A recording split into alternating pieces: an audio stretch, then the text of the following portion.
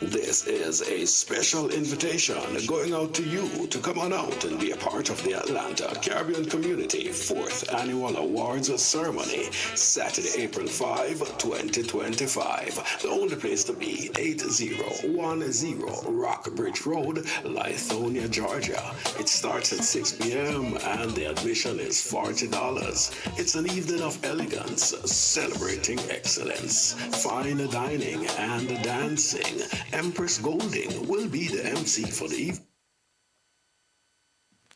This You're is looking a for a home? special. You're looking for land? Look no further. Elite Realty Dominica got you covered. Whether it's to buy a home or build a home or just an investment property, contact Nicole London at 888-860-2366. That's 888-860-2366. Or you can log on to DominicaEliteRealty.com for all your inquiries and questions. Elite Realty Dominica, where exquisite living is defined by nature.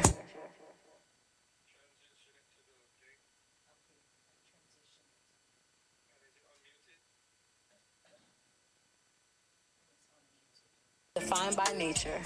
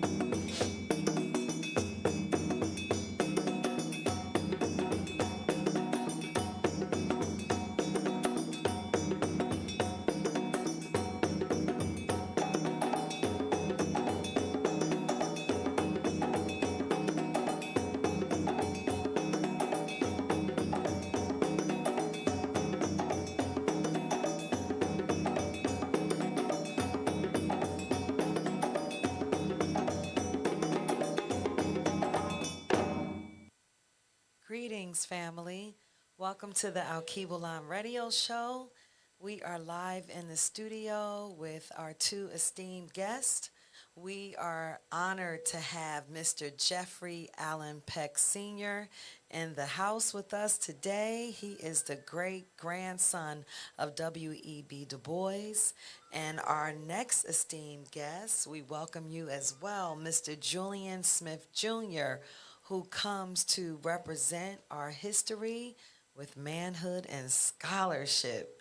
And as we always do, and as we should do, we start off with a grounding prayer. So we just want to give thanks now. Give thanks, Almighty Creator, for this day. Give thanks for all of the blessings that you continue to bestow upon us. Give thanks for your favor and your grace.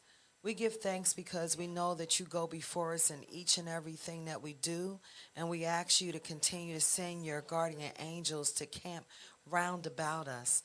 We ask that you continue to send your angels, your archangels, your cherubim and your seraphim, and we ask that you continue to strengthen us so that we may continue to honor who we are and whose we are. We know that we must honor our ancestors and our elders, for they have paved the way to make our lives easier and our load lighter. And so we give thanks and we ask that you continue to show us the way and let all that we do be for your glory. For we know that good will always conquer evil and that the victory is already won. Amen. Ashe. Amen. Yes.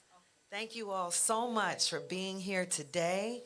We are so excited about just the season that we are in. This is our time. And here we like to remind people that the purpose of this show is to inspire people to be a better version of themselves, to shine their light brightly into the world. And we like to interview people who are doing just that, doing the best work that they can, being a better version of themselves. So today, as a Pan-Africanist, being born and raised in the philosophy and the culture, I am so honored to have both of you here with me today. And I would like to start off with just delving right into who you are, both of you, and why we are here. Starting off with you, Mr. Peck, the fact that you are the great grandson of W.E.B. Du Bois is such an honor that you are here to continue on the legacy. And as we discussed beforehand, the theme for me today is that we are honoring the prayers and the wishes of our ancestors by being here today. So I thank you for doing the work, and I'd like for you to tell us a little bit about who you are and how you got involved with doing the work to honor your great grandfather. I am the youngest of four great grandchildren for Dr. W.E.B. Du Bois. My mother is his granddaughter, Yolande Du Bois Williams, and my grandmother is his daughter. And my mom she's been gone for about 4 years. I buried her next to her mother in Great Barrington, Massachusetts, and after that was done, then the mission started, and the she had many things that she talked about as the years passed. She was a teacher at Xavier University in New Orleans, and so I would drive back and forth from Houston to New Orleans and spend weekends with her, and we would just start off saying, "Hey, I'm gonna go to bed. I just got through driving 4 hours, 5 hours here." And before we knew it, it was 6, 7 hours later, and we were still talking. And you'll find out as you get to know me that I got it honestly from her. If we get into something that's meaningful to talk about, I can hold my own. So my mother, she told me a lot about my great grandfather because she grew up in the house with him. He was like a father figure to her. She talked about how organized he was, how caring he was, and she never knew anybody that would just put on a three-piece suit to be at home. Yes. He looked the part of somebody that was great, no matter who was in his presence. And his ability to schedule his life 6 to 8 months out and stick to the schedule. Those are things that she learned from him. I think I'm failing in that area, but I'm trying to get better. As I have said before, I've tried to write out things in my schedule and put things on my calendar to try to pattern myself after my great grandfather. But somewhere around 2019, my mother was getting pictures of the house in Ghana, and there was some damage to some books, and of course the area where he's buried, there was some leaks, and so she had some concerns, and she said, "Well, we need to go over there and see what's going on and talk to the government and see if we can get them to take care of these issues." And so the pandemic kind of came about in that same 6 month period to where we were planning on going. And so everything got locked down. I couldn't even go see my mother because they wouldn't allow me to go into the home that she was in. Wow. So when it finally lifted, she'd gotten weaker and her health had declined. And so I'm sitting bedside and we're talking, and she says, "I need you to promise me something." And so I looked at her. I said, "What do you want me to do?" I'm thinking I got another Walmart run, or she wants something from the store. But she said, "I promise me that you'll go to Ghana and that you'll make sure that my grandfather's final resting place is restored and that it's adequate, because that's the kind of person he was. Everything had to be a certain way for him, and she believed that even after he's gone, that it should remain that way." Yes. So I gave her that promise, and so when she passed away, my pastor, the NAACP, made sure she had a very fitting funeral, and she actually donated her body to science, so they kept her for about 2 years. The state of Colorado used her brain to do studies, because she had a photographic memory, which I'm upset that I didn't inherit that. But she remembered pretty much everything she saw or that she read. She was amazing. Yes, that is. So around 2022, I made a trip to Ghana, and that was my first time. My brother went a few years before I did, and then my brother took another job, so it kind of made it limited for him to be able to travel back and forth. I had been on my job for a while, and I had the vacation and the ability. The Lord fixed it to where I could go. So Good. so I embraced what the journey was and what the motive for me to go there was. And so when I got there, they met me with open arms. And as I've gone each time, I have felt more and more at home. And I'm just so amazed at how great and kind and respectful the people are in Ghana in comparison to all the other places that I have traveled. The love is just different. It's just Yes, it different. is. Oh, that is such a great introduction. I had an opportunity to go to Ghana in the 90s. I had a chance to go to several countries in West Africa, and I was honored to be able to go to your great grandfather's life center, they call it, the W.E.B. Du Bois Life Center. And one of the things that I appreciated about Ghana was that the history of the Ghanaian people is very akin to our history as far as the timeline with the civil rights movement and the independence movements in Africa. They were all around the same time. And it's even interesting how even the music history at that time was very thought provoking and revolutionary through the 50s and the 60s. Our people just showed up on the global platform in alignment. But particularly Ghanaians, they are so much like us, I feel, in consciousness because we were moving in a liberating movement at the same time. And so for Du Bois to have gone there, I felt like that was like a beacon for us as a people. And knowing that we're more powerful together than we are apart, it just makes sense for us to embrace the concept of Pan Africanism and the wisdom of our elders and our ancestors. It's not outdated because there's still things today that they knew and that they encouraged us to do, and it still applies today. So some of his quotes, you actually gifted me with this T-shirt. Dun, dun, dun. This is my new favorite T-shirt. But what the back says: education must not simply teach work; it must teach life. And this is a perfect T-shirt for me in many ways. One of the reasons is because of Du Bois's history with the Atlanta University Center, and I've always had a concern that we don't take our opportunities to have the privilege to get higher learning or higher education for granted. To whom much is given, much is required. And so we're not at the university level of learning for us to get better houses and better cars and to learn how to be better slaves to the master, the so-called master. We're there so that we can actually do what we were called to do, as Du Bois coined, the talented 10th. And as we move forward to Mr. Julian Smith and what he has the passion, the purpose to talk about, I just want to encourage people to study Du Bois, study the things that he said, and our great leaders during that time, because it's all still relevant. It's still applicable.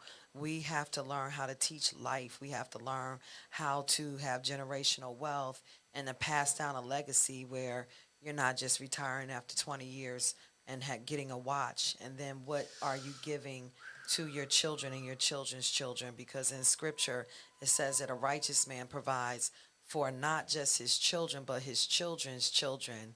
And here you are, being that legacy of such greatness. So I'm so honored to have you here, and I'm so honored to have you. Your spirit is in such alignment. The brotherhood that I see a lot of times when we're on TV or radio, people don't see the hidden things that happen behind the scenes. So there is a spiritual grounding that you have, Mr. Julian. And this was the first time when we did the grounding prayer that I had the honor of holding hands. And this is my third season. So I'm really grateful for the connection because in Africa, it's not a problem if men walk down the street and hold hands. Their sexuality is not questioned. They can be heterosexual and still have a wife and a family, and it's not looked at as being not masculine. So the holding of the hands and, standing in your masculinity and really dispelling the negative stereotypes about our men, you all are showing up very powerfully in that today. So, yes, I'd like to talk to you about The Souls of Black Folks, which is one of the classics on our reading list. We had to read it in college. It was written in 1903, and it talks about the dual consciousness of our people, which is still true today. Nowadays, they call it code switching. And I was told that you are very passionate about being the voice of, resurrecting the importance of us returning and revisiting this. So, why is this book an important book for you?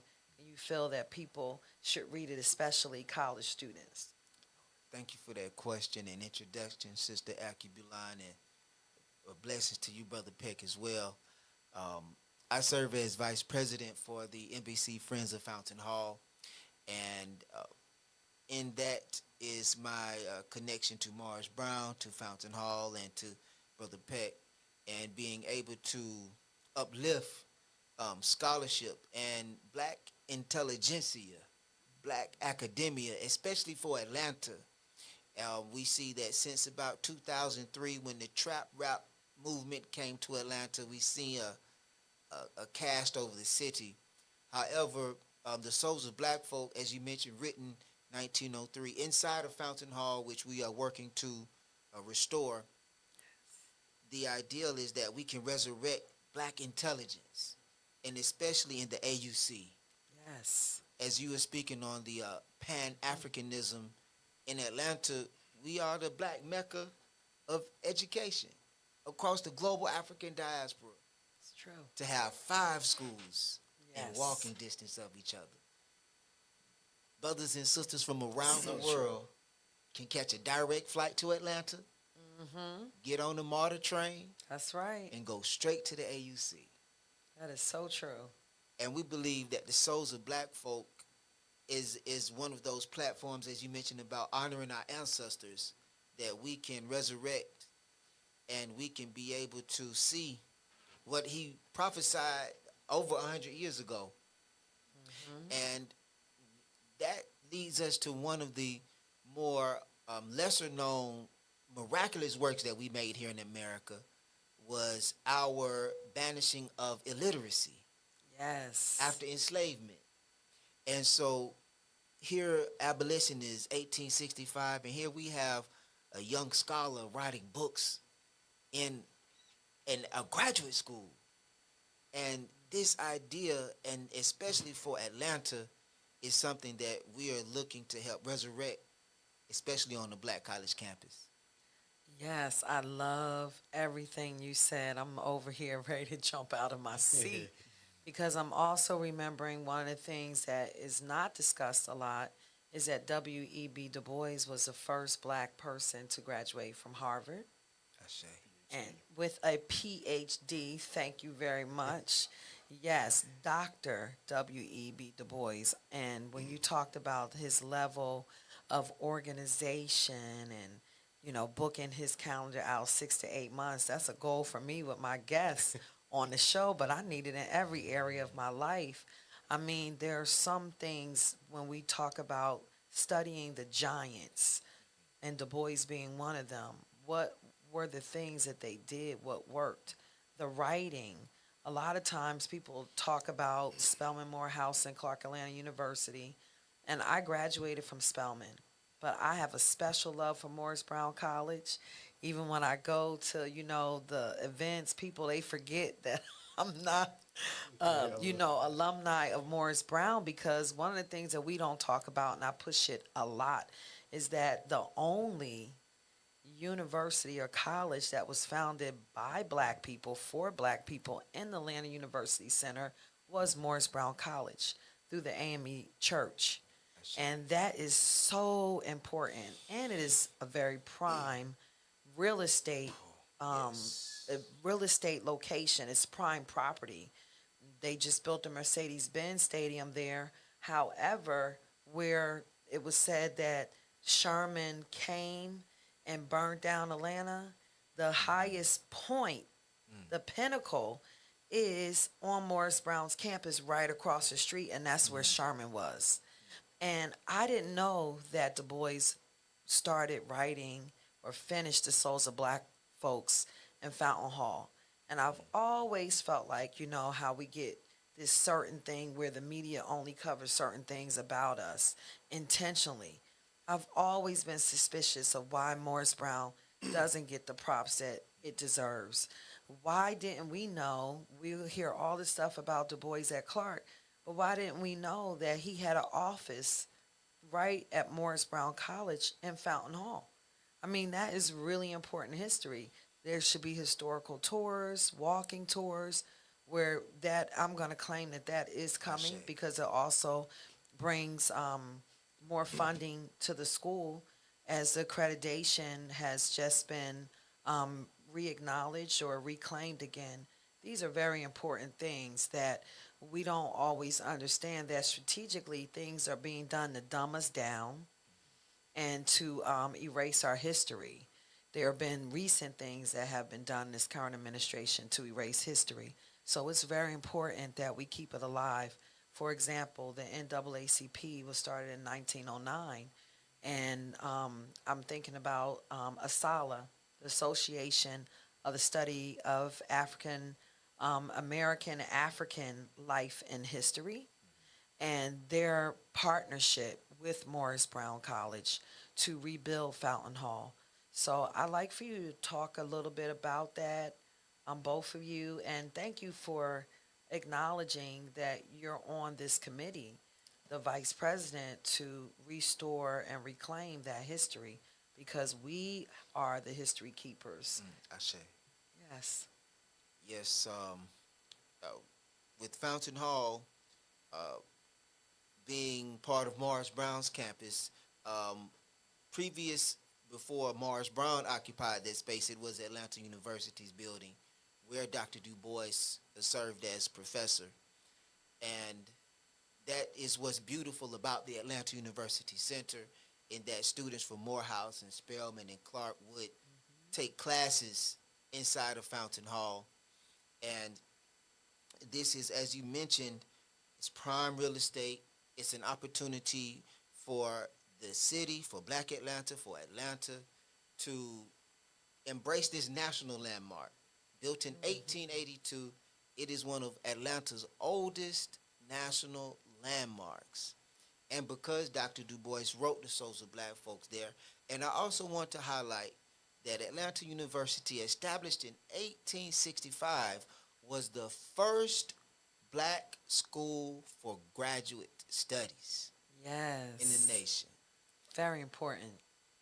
And we can build on that, especially as you mentioned with the attacks that's happening with diversity, equity, and inclusion. Atlanta was a innovator. And as you mentioned with the Souls of Black Folks, we want every student in the Atlanta University Center to have a copy of this book. And that's one of our driving fundraisers in our effort to restore the building, but also restore Black intelligence. Yes. Oh, that's so well said. And it's also key as we have a global audience. There's a lot of access to hard copy or paperback books, but also through audio books and the digitizing of books, that there's an opportunity for this to be looked at globally, that people around the world who are listening, that the call to action, yes, we know that we have a responsibility here in America because, again, to whom much is given, much is required. But we have to bridge the gaps. And one of the ways to do that is through the intelligentsia, is through being able to be like-minded and like-spirited. So, what would you like to share? Uh, I had a chance to tour Clark, Atlanta before I came to uh, Fountain Hall. And one of the things that came out in conversation from one of the professors was that Du Bois was part of a nursery called the Gate City Day Nursery Center. He was one of the founders, and he went on to explain that there were many women that were single parents that had two or three children that were not old enough to go to school, and they were being left at home alone. And some of them were getting into things, and they were getting hurt. Through Du Bois's study that he did about the black experience in Atlanta, he uncovered that there was quite a bit of this going on. So he started this organization so that not only did these children have somewhere to go, but they were learning in the process of what we call pre-K. Mm-hmm. They were learning before they ended up in kindergarten, and they had somebody to watch them, and they had hot meals. And so I was extremely moved by that because I didn't know it. I haven't read about it in any of the books, but there are people that acknowledge it. So I spoke with the young lady that's over the program today, and I'm supposed to tour the facility next week. So I'm excited about that. But there are a lot of hidden things that Du Bois had his hands in. Yes. And I ask myself all the time, where did he find the time and the energy to be that active? But the one thing that stands out, David Levin Lewis wrote 2 volumes about Du Bois and won Pulitzer Prizes for these volumes of books that he wrote about Du Bois. And he said that if Du Bois had stopped doing anything after he wrote Souls of Black Folks and kind of was active in the NAACP, if he just walked away, he would be, bigger than life. He would be Martin Luther King on steroids. But he decided to keep pushing. Yes, he did. And as he aged, he began to be more and more militant because he's met resistance. And of course, when you meet resistance and you push harder, you gain enemies and people want to see to it that you don't succeed. So he's 83 years old, and they try to say that he's a foreign spy and put him in jail. And nobody can believe this is happening to him. And some of his friends turn their backs on him because they're saying that he's a communist. And at that time, being a communist was considered to be an enemy of the United States. So he had feelings that parts of communism were good for people. He believed that government should serve the people. He believed that money and all the things that money affords wasn't important. The government should be more focused on making sure that children have books and they have proper things for education and great teachers that were prepared and facilities to go to that are adequate, living space and food and clothes. So he believed that as human beings, we all should have the basic things, and the government should see to it that happens until you can do for yourself. Yes. And these are things and principles that the Bible supports. When still Jesus needed. walked the earth, he made sure that he blessed people along the way. That's He never right. walked by anybody that was in need and left them in need. Absolutely. So Du Bois supported this thought process. And I believe not only as Christians, but as just good human beings, that's just basic. That's just basic, should be within all of us. But as we see in this government and some of the things that are going on in this country, it's just the opposite of what Du Bois believed in. It's everything is about money and stocks and profit, and not the people. Yes. So, in this supporting this project, to me is important because Du Bois was about the people. He cared about the people. He dedicated his work and his time to making people better. And you were speaking about helping one another. The Talented 10th were set up to see to it that our race had leadership. That's right. And in every generation, we've had some very good leaders. And I believe we have some good ones today. I think the problem is you can have great leaders, but will you follow? Will people follow? Are we in the conditions that our forefathers were in? I was asked a question at Prairie View University about 4 months ago. They asked me, we've gone out, we've begged people to vote, we've asked people to join the NAACP because this was an NAACP event, and they said people are just not interested. And I said, well, our forefathers had to form these groups because they didn't have I guess the things that we have today. They weren't afforded the rights and the privileges that we have today. But the problem is, maybe we have so many rights and privileges to this point, some people are not as hungry as our forefathers were. And so we have the civil rights movement is kind of stalled out at the moment. And now we're being forced to rekindle that civil rights movement. We're not doing it because we just want to do it and things are great.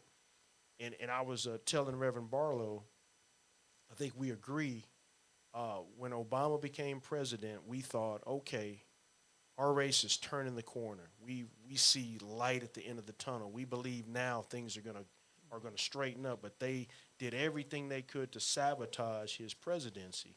And then right behind him, we got just the opposite. Yes, we did. Then we realized that we're not as far along as we thought we were. And now Du Bois's writings like The Souls of Black Folks and, Reconstruction and, just a lot of his work is coming to light and people are becoming more interested in him because he's so relevant for today. Yes. One of the professors that I was talking to said, we're looking in the rearview mirror as we look out the windshield.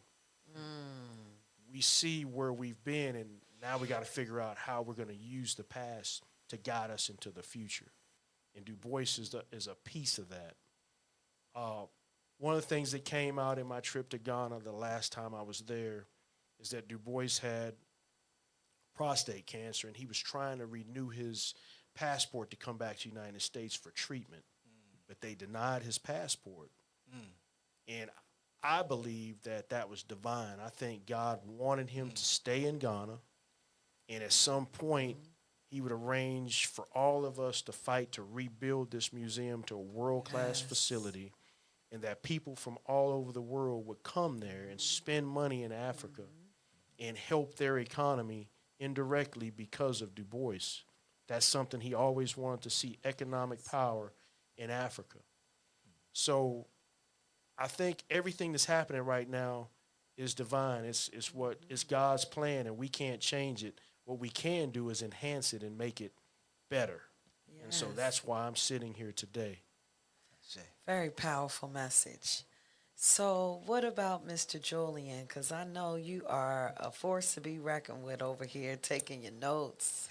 Yes. I love your scholarship. So tell me, yes, and your shirt says manhood, scholarship, perseverance, and uplift. Yes. Yes. Those are the 4 cardinal principles of Omega Psi Phi. And we love to live our creed. And as you mentioned, sometimes, rest in peace to Caleb Wilson, tragedies are popular, and some of the colorful expressions of manhood are most known. However, scholarship is one of those principles that I find my favorite. And as a organizer and activist, as you were mentioning about family legacy, that is our power. As Black community, that has been one of the leveraging powers where we might not have had the economic capital, but however, there was stock in, like you mentioned, I know your mama.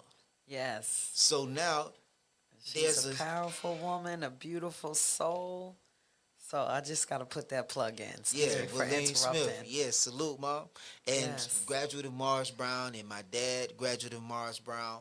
And so continuing the family legacy, as Brother Peck mentioned, um, I, I have similar experience with my father. He passed in 2019, and Condolences. I say to his soul, Julian Shay. K. Smith Sr. And so I started the J.K. Smith Sr. Foundation. Okay.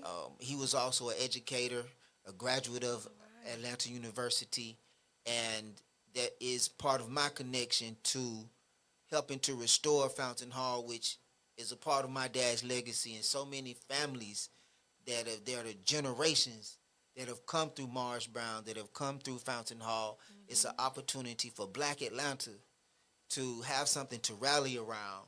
I like what T.I. did with the trap house. That was cool, but I see we can do that with the classroom. Yes. Much needed. Oh, so there were a few things that came up for me, and I know we're gonna probably need to do some music or a little break because we need to transition. But one of the things that came up for me is when you talked about the legacy building and following in the footsteps of your parents and honoring their legacy.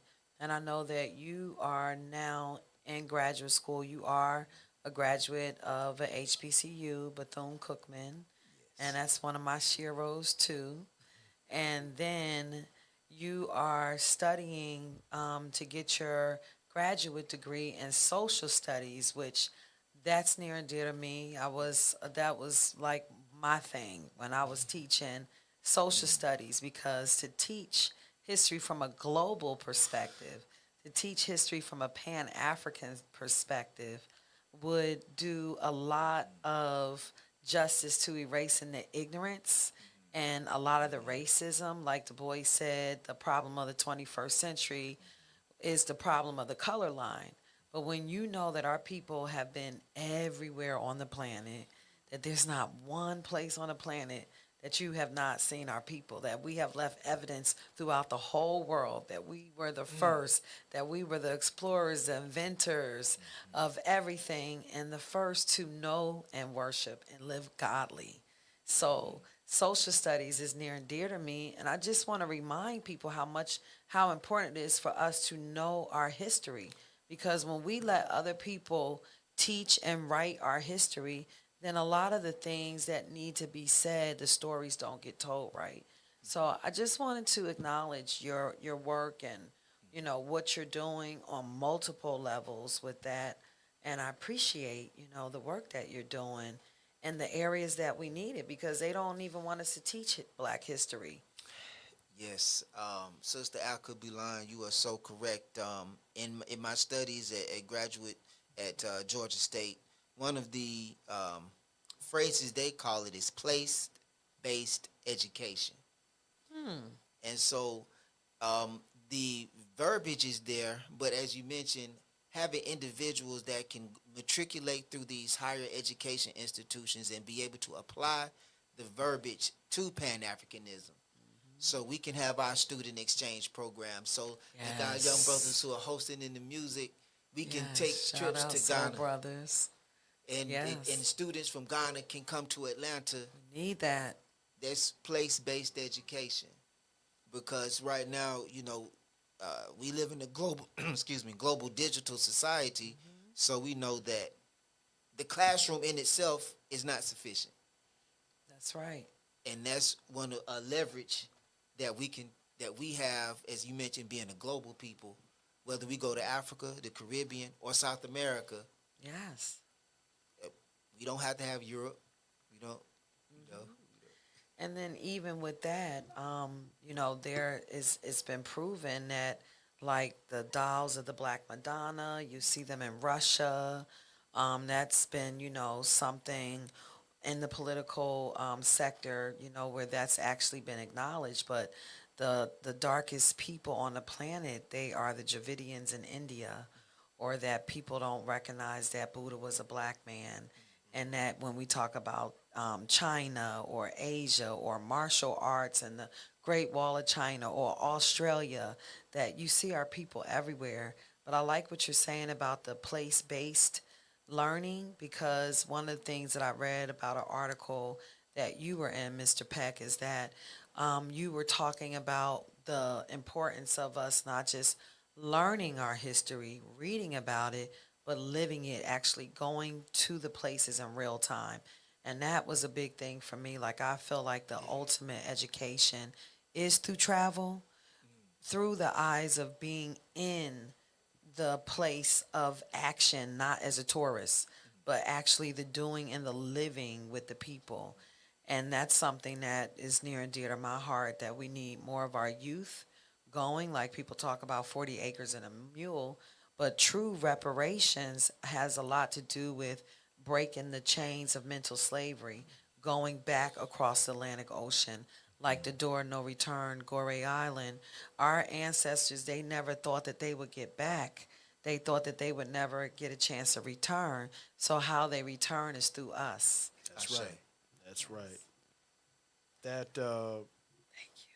that statement about travel came from my mother, and Okay. she was always talking to me about not limiting my my education to where I am, to travel and learn other languages and learn, be in other environments and learn other cultures.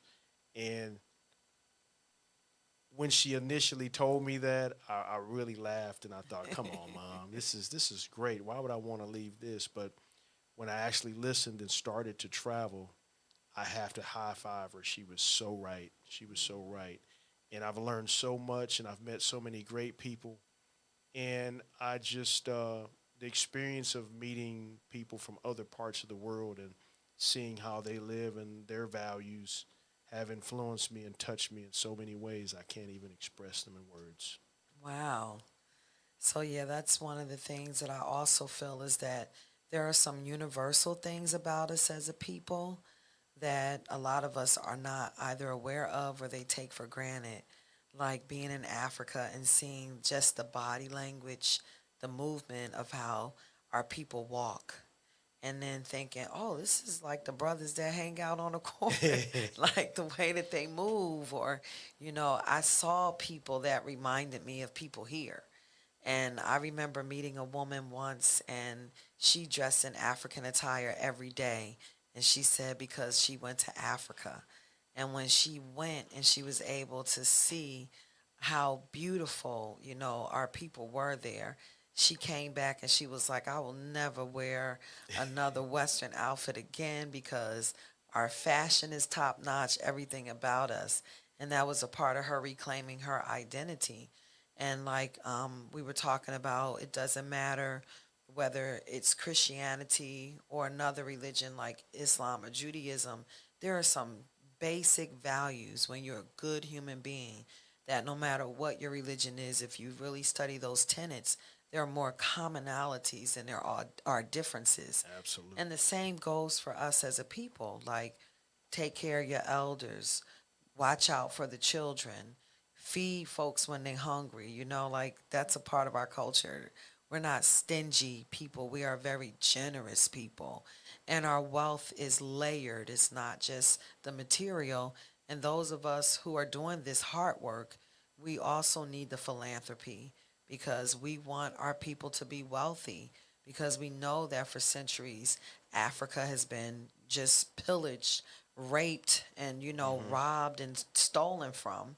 And then here, the backs, the labor that was done, the free labor was done on the backs of our ancestors.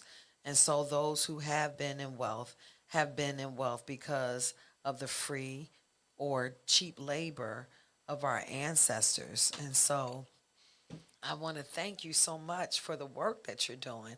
And tell us what else you're doing and what's next. Uh, it slips my mind, Okay. also on my last trip, I met Samia Nkrumah, which is Kwame Nkrumah's daughter. And we sat down and we had a long talk about what you were just saying about why is Africa struggling right now? And I wanted to hear from her because she's involved in government. She really knows what's going on there. And she said, we have quite a bit of raw materials that we can sell to companies and corporations, but the money is in production, like using Yes. those raw materials to produce a Manufacturing. finished product. And she said that's where we really want to head in the future. We want to build factories here and produce something that can generate real money. And so I said, okay, I'm glad you said that because now I understand what the goal is. They've been offering certain things to Americans to come over there to live. And I think the overall goal is to get us to come over there and invest in the infrastructure Yes. of Africa. And I think that's amazing. Yes, it As is. far as what else I'm doing, I've been traveling the country in a play called Justice on Trial. It's about time travelers coming back from the past, telling their story about their how they dealt with racism in America. It's Harriet Tubman, Emmett Till, and W.E.B. Du Bois. And so I get to tell my great grandfather's story. I go up in a Beautiful. graduate uniform or a graduate gown, cap and gown, with a cane, and I tell Okay. this story, and it's I've gotten to the point now. I'm about in my third year of doing it, so people say they almost feel like they're hearing him talk, which That's is what I wonderful. was wanting to create is that feeling like he's still here, and in a Yes. sense, we all are a representation of our lineage, and we are a reputation, a representation of the people that we come from, It's and true. it's all about how we embrace that. And I didn't embrace it when I was young. I didn't really want to try to be Du Bois. I just wanted to be me, you know. And many people ask when I open up the floor. One of the first questions is, "Well, how do you see yourself, and are you trying to do things that he's done?" Or no, there'll never be another W.E.B. Du Bois. That's that's it. But I'm going to be the best version of Jeffrey Allen Peck, Yes. future Jeffrey Du Bois Peck. I Yes. I don't want to try to do any of the things that he did. I want to try to do what's best, what I'm most capable of doing, and what's best for me, that I can Yes. benefit our race and our group in American civilization and African civilization. I want to branch out and do things on both sides. I've been taking clothing and things over to Ghana every time I go, and I've been Okay. bringing things back from over there to people.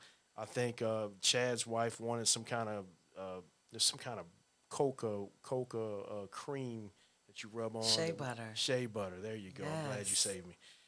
I brought her some, and she says it's 10 times better than anything she's bought here. Yes. So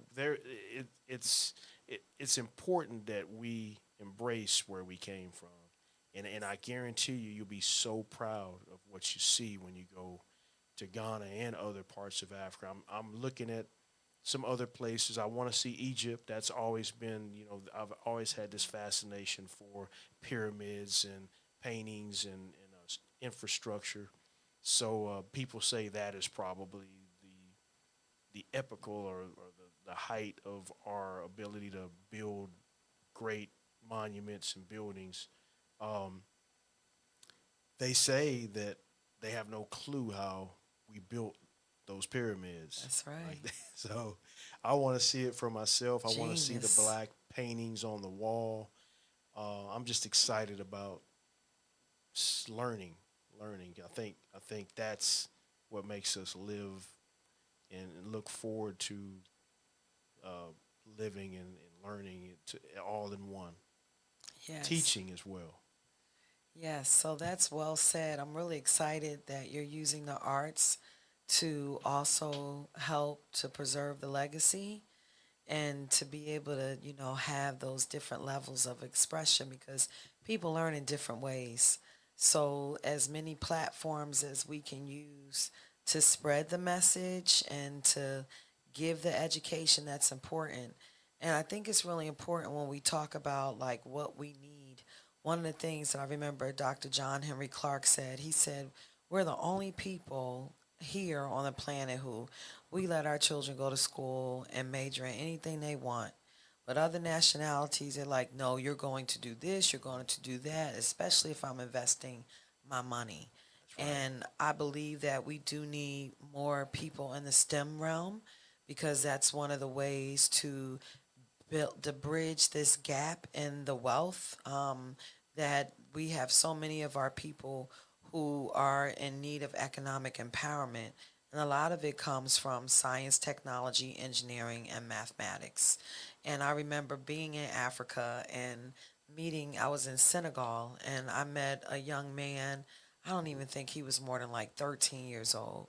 And he was just a wise old soul. And I asked him, well, what do you want to do with your life? Because I learned, like, we'll say, well, what do you want to be when you grow up or when you meet people? People will say, well, what do you do?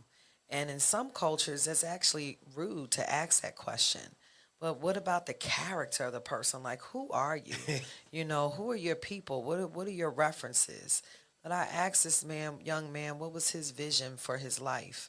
And he told me that he wanted to study engineering so that he could bring electricity to the people in his village, and that he wanted to make sure that there was clean water. And I was teaching at the time in middle school in New Jersey, and they were having like pencil fights, trying to break each other's pencils, and they just want to be hip hop artists or athletes. And I had a big aha moment of, this is intentional, that there's this wall or this barrier between us, because we are forced to be reckoned with when we come together. If we take the skills and the resources and we bring them all together, we will have such a huge platform to stand on in unity. And the mindset, of our children can be shifted by being exposed more to their history and culture, and through traveling, and by doing it in different ways, whether it's the arts or learning about manufacturing. And I think it's quite interesting that Nkrumah, who welcomed Du Bois with open arms, and you would be able to sit down as the grandchildren. And so it's really important for us to leave legacy and to know that, what we do, it's good what we do. But the most important thing is to make it viable for us to pass it on. And Du Bois, he did that, not just for his children and his children's children, but for all of us. And I believe that's why he had such energy and he was able to do so much, because he was doing it out of the love that he had for his people. And so when you are doing, God's work, because that was one of the things that I read about you too, that you said that this is God's work. You feel that you are fulfilling a purpose that God called you to do. And I live my life like that. I think that you gain supernatural strength and power, and even when things don't seem to always work out the way that you think they should or you thought they would, as you said, this is God's plan. And we really have to stay the course, because it's bigger than us, and the legacy will live beyond us as it has lived beyond Du Bois. One of my best friends said that God could have chosen anyone else to do the job that I'm doing right now, but He chose me. And I